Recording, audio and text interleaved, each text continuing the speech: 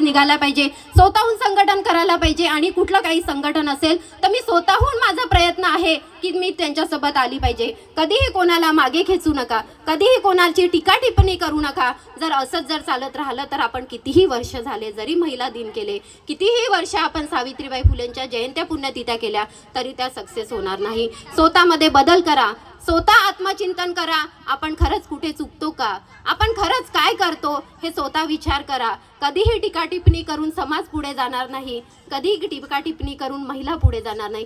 एकमेकींना सोबत घ्या, एकमेकींचा विचार करा आणि विशेष म्हणजे आपल्या मुलाबाळांचा विचार करा. कारण की येणारं युग खूप कठीण आहे, खूप कठीण आहे. येणाऱ्या युगात काय घडेल, पहिले तर जाती विषयावरून शिक्षण दिलं जात होतं, पण आता जर शिक्षण घ्यायचं असेल तर तुम्हाला पुरेसा पैसा लागतो. आणि जर तुमच्याकडे पैसा नसेल तर तुम्हाला शिक्षण दिलं जात नाही. पहिले जात हा विषय होता, आता जात हा विषय नाही आहे, माणूस हा विषय आहे. माणसाने माणसाप्रमाणे वागलं पाहिजे, माणसाने माणसाचीच अवहेलना केली नाही पाहिजे, मग त्यामध्ये पुरुष असो की बाई असो.